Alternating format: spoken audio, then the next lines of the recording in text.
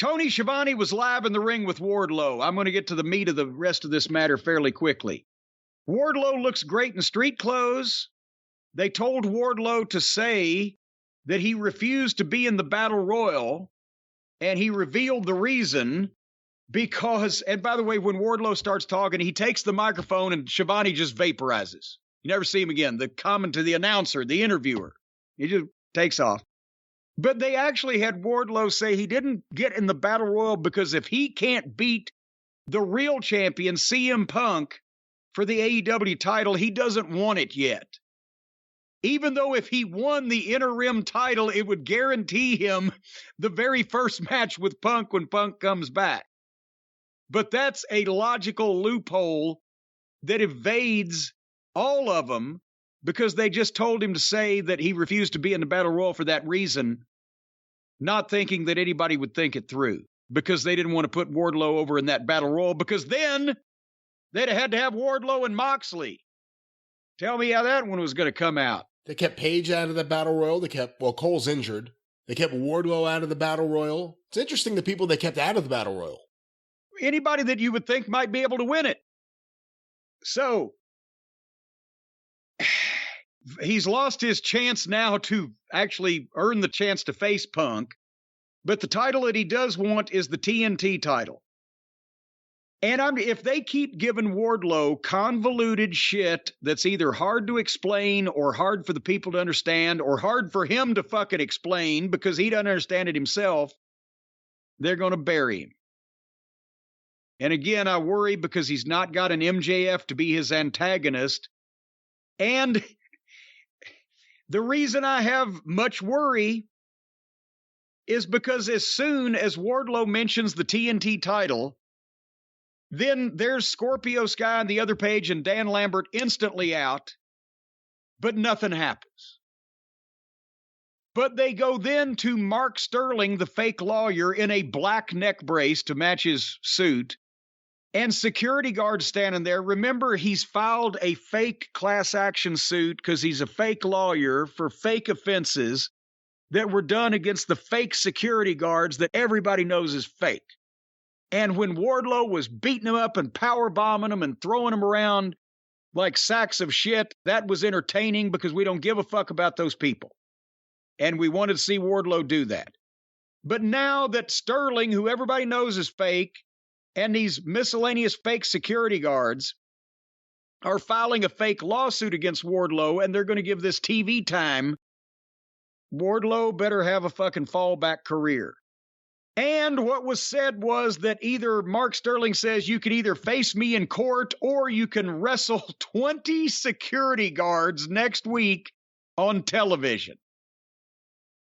Can you imagine the hot garbage that this is going to be when, again, running in the cage one at a time so they can get wiped out, whatever, that's fine. But actually, the promotion sanctioning or Wardlow agreeing to, or anybody even giving a passing thought to that. Well, instead of this lawsuit you're threatening me with, I'll just fight those 20 guys in a match on TV. Fuck you.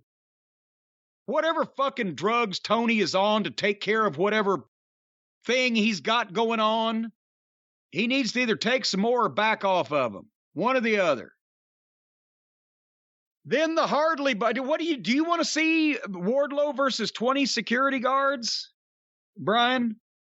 The biggest fear we had was, and we said it for weeks, what are they going to do with Wardlow after MJF? And it has so far been incredibly underwhelming. He's starting to feel just like everyone else, mixing with everyone else in stupid ways. I mean, the Sterling thing, like you said, it's taking Wardlow to a goofy level he doesn't need to be. And now we're going to get to just watch him kill 20 guys. I'm sure it's a great idea in Tony's head. We'll see how it comes across on TV.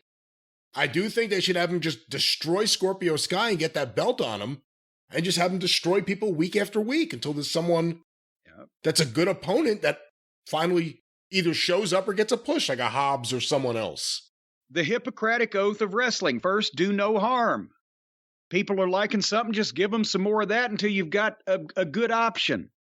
But And again, Wardlow, it's not Wardlow's fault. He's got that great look. He looks great in street clothes. He looks great in his tights. He looks like a star. He can move. He's got the size, the athleticism. He doesn't have the experience. He doesn't know how to take care of himself. He needs a strong booker and veteran talent around him. But he don't have either one of those. Well, he's got some veteran talent sometimes, but he's not interacting with any of them here with Mark Sterling and 20 security guards. Just think about this. Look at Wardlow. Look the way he looks when they got him, right? And the things he can do when they got him. And 2 years later, thanks to basically MJF and the heat he got, and then the fucking promos he was able to do and the way they were able to paint Wardlow as the indentured servant, et cetera, people are loving him. But he still needs guidance, and he needs the proper fucking take him by the hand and lead him through all this and teach him how to get himself over. And one more thing. Go ahead. No more promos. I'm sorry. Keep him off the mic. It's not doing him any favors. Like I said, when he has to explain shit or recount reasoning that they come up with, it needs to be kill, crush, destroy, and a man of few words. But I remind everybody that Dusty Rhodes, a strong booker who knew what he was doing and had all kinds of experience and had worked under the best, took a fat fucking job guy that had 6 matches named Ray Traylor, and in less than a year gave him a gimmick and a push and used his natural talent and had veterans around him teach him how to get himself over. And within, like I said, less than a year, Dusty Rhodes versus Big Bubba Rogers drew 16,000 people as a main event in Pittsburgh. Still to this day, the all-time Pittsburgh wrestling crowd record. And I loved Bubba to death, but he didn't look anything near Wardlow when he first showed up at Atlanta TV. He looked like a fat guy working at a car wash, but he had talent. And Dusty gave him something to accentuate the talent, take advantage of the positives, magnify the strong spots, negate or hide the weak spots, and drew a ton of fucking money with him. And within a year after that, he was so good and so over that Vince hired him to fucking be Hulk Hogan's handpicked opponent.